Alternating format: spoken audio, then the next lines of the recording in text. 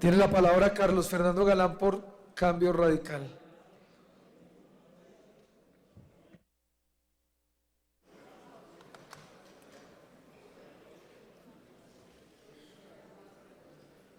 Muchas gracias, presidente.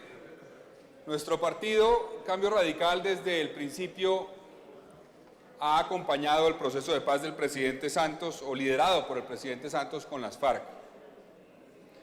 Así lo han demostrado nuestras manifestaciones en este Congreso, nuestra participación activa en las campañas y nuestras votaciones en el mismo Congreso. Y lo hemos hecho con la convicción de que es el camino correcto para avanzar en la superación del conflicto que tiene Colombia. Todos los presidentes de Colombia, desde Belisario Betancur, todos los presidentes de Colombia desde Belisario han intentado hacer la paz con las FARC, todos.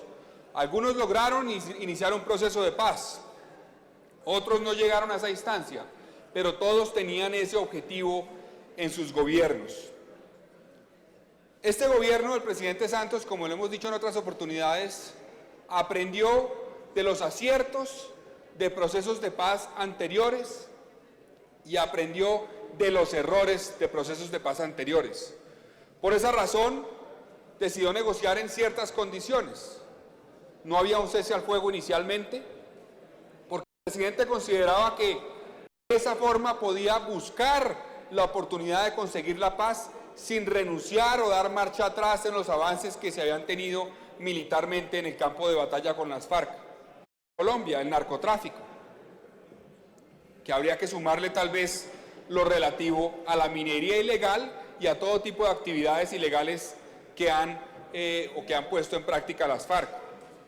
Y en segunda instancia grande, el proceso de paz buscaba, o ha buscado, garantizar las condiciones para que esas personas que han hecho parte de ese grupo guerrillero se reincorporen a la vida civil. Y eso tiene que ver, por ejemplo, con todo el andamiaje de justicia transicional, tiene que ver con todo el tema que va a garantizar la verdad, la reparación para las víctimas. Entonces, el presidente Santos tuvo el acierto de escoger una agenda adecuada para acabar el conflicto. En tercera instancia, el presidente Santos en este proceso hizo algo que no se había hecho en el pasado y escogió un equipo negociador como no lo habíamos tenido antes, donde hubo una participación, por ejemplo, de miembros del sector empresarial colombiano, no había ocurrido, o por ejemplo, miembros activos de las Fuerzas Armadas que participaron activamente y miembros retirados de las Fuerzas Armadas, en particular el general Naranjo y el general Mora. Fueron elementos fundamentales que le daban garantía a los colombianos de que la negociación con las FARC no iba a ser una negociación donde se iba a renunciar al Estado de Derecho, donde se le iba a entregar a las FARC el Estado, sino que se iba a buscar, con ciertas condiciones, garantizar que entregaran las armas, dejaran de usar la violencia y se reincorporaran a la vida civil, garantizando los derechos de las víctimas de ese conflicto. La elección del año 2014, vale la pena recordar, presidente, ocurrió, senador Serpa, cuando ya se había avanzado en 2 puntos de la agenda: el tema del agro y el tema de tierras, en cierta forma, y lo relativo al narcotráfico. Ya se había avanzado y se habían cerrado esos 2 capítulos. Y este Congreso y el presidente de la República recibimos un mandato de los colombianos en el 2014 para seguir avanzando por ese camino cuyo puerto ya estaba señalado por el presidente en el proceso de paz desde el inicio. Recibimos el mandato y eso es lo que ha cumplido el presidente Santos: seguir avanzando en la construcción de un proceso que garantice el fin del conflicto. Se avanzó en los demás puntos y eso nos llevó a la discusión sobre la refrendación popular. Muchos han dicho que eso fue tal vez una equivocación del presidente, porque se habría podido hacer este acuerdo y avanzar en su implementación sin necesidad de que los colombianos se expresaran popularmente. Yo no creo que eso sea acertado. Yo creo que fue un acierto del presidente hacerlo. ¿Por qué? Porque eso nos garantizó la posibilidad de avanzar en un mejor acuerdo. Yo apoyé el sí, nuestro partido apoyó el sí en el plebiscito, y teníamos la convicción de que el acuerdo, a pesar de los problemas que tenía en algunos aspectos, era un acuerdo que permitía que las FARC entregaran las armas y se acabara el conflicto con ellos, que permitía garantizar los derechos de las víctimas. Y el triunfo del no, el 2 de octubre, nos demostró, y hay que reconocer por la actitud de voceros del no en ese momento y por la actitud de las mismas FARC, de que se podía avanzar en un mejor acuerdo. Y eso fue lo que sucedió, un mejor acuerdo, otro acuerdo distinto. Yo oí aquí al doctor Juan Lozano diciendo esencialmente es el mismo. Hay que recordar, por ejemplo, las palabras de Pacho Santos al otro día del plebiscito, concretas, dijo, nos faltan los 5 centavos para el peso, dijo textualmente. Él no estaba planteando como vocero del no, aquí hay que rehacer todo el acuerdo, aquí hay que arrancar de ceros, aquí aceptan todo lo que nosotros te estamos planteando o no aceptamos ese acuerdo, no.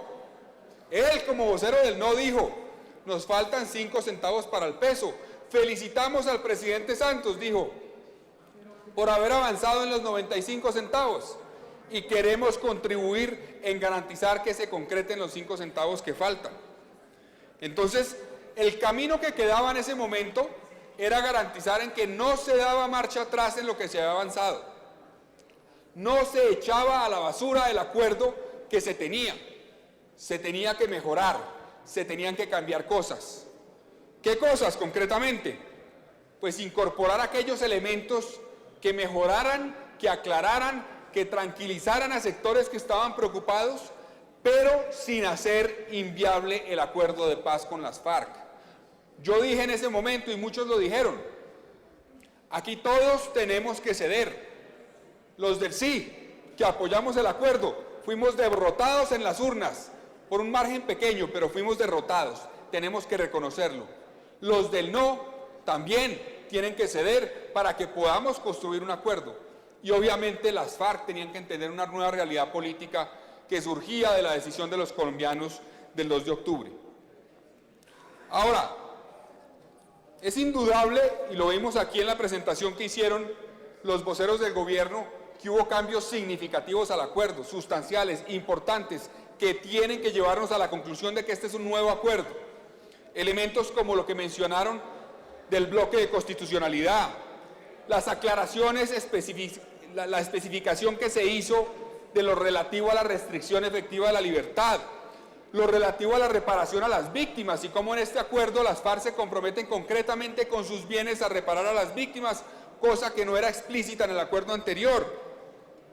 Elementos que tienen que ver con la participación política de las FARC, las condiciones que va a tener ese partido en el posconflicto, los elementos relativos a las circunscripciones especiales de las 6 zonas que se definieron, en fin, muchos puntos modificaron el acuerdo original y es lo que le permiten al gobierno, aprovechando lo que dijo la Corte Constitucional en su sentencia sobre la ley del plebiscito, avanzar en un nuevo acuerdo. La Corte dijo, el presidente, si es derrotado el sí, no puede implementar ese acuerdo, pero queda facultado para avanzar en un nuevo acuerdo. Y eso es lo que está haciendo y por eso nosotros lo respaldamos. Ahora bien, es importante aclarar una cosa aquí, que está en el ambiente y que lo han mencionado muchos, es qué significa la refrendación por parte del Congreso. ¿Qué significa que aquí, según lo que ha contemplado el gobierno, de utilizar el artículo 244 de la Ley Quinta, de un debate, una política pública y de una proposición concluyente, ¿qué se deriva de eso? ¿Cuál es el resultado? ¿Qué implicaciones tiene? Hay que recordar aquí que cuando el Congreso, y en particular el Senado y la Cámara, en los últimos debates y en la cocinación del Acto Legislativo para la Paz, contempló el artículo 5, que supeditó la vigencia del Acto Legislativo para la Paz a la refrendación popular, el espíritu de ese debate, el espíritu de esas discusiones, las razones que llevaron a este Congreso a incorporar eso, eran para que los colombianos, de manera directa, la ciudadanía, se expresara a favor o en contra del acuerdo de paz. Eso quedó supeditado, es decir, todas las facultades que le dábamos al presidente el llamado fast track para llevar a cabo las discusiones de los proyectos de ley y de actos legislativos, quedaban todos supeditados a la expresión directa de la ciudadanía colombiana, no indirecta.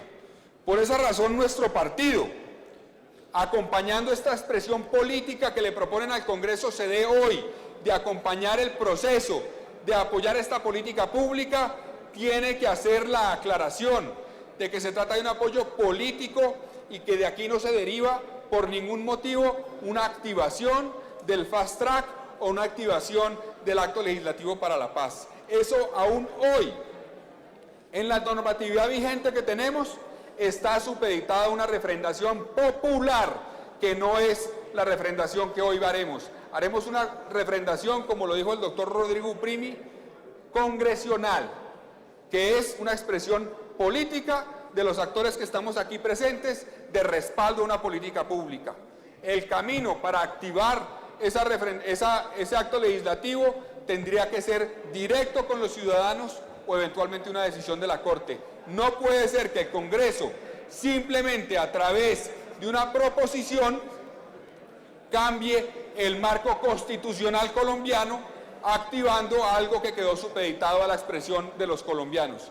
Entonces, en conclusión, para darle la palabra a mi compañero de bancada, Carlos Fernando Motoa, yo quiero decir, nuestro partido acompaña esta expresión política de apoyo al acuerdo y a la política de paz, pero creemos que eso no activa el acto legislativo para la paz y por lo tanto con la normatividad que tenemos hoy tendrá que dársele un trámite ordinario a lo que venga para implementar el acuerdo. Y estamos listos a trabajar en la implementación, arrancando con esa ley de amnistía y dispuestos a trabajar para garantizar que en la implementación se demuestre además que este Congreso no es un notario simplemente, que no hemos perdido nuestras facultades, que podemos proponer cambios, que tendremos la posibilidad de hacer ajustes que aclaren elementos fundamentales, como en qué momento participan en política los responsables de delitos de lesa humanidad, como elementos relativos a la justicia transicional, que tendrán que aclararse, como el conflicto de competencias, cómo se va a aclarar, etcétera.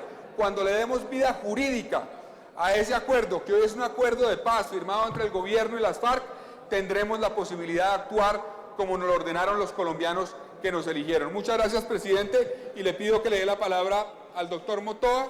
Es que no lo veo. Que está entrando en este momento al recinto, el doctor Motoa, y el doctor Barón. Me dice que no. El doctor Barón tiene una pregunta para hacerle directamente al ministro del Interior. El doctor Barón ya está inscrito como senador. Para culminar, pero yo le pido que le dé un minuto para hacer la pregunta. ¿Quiere hacer una pregunta, senador Barón?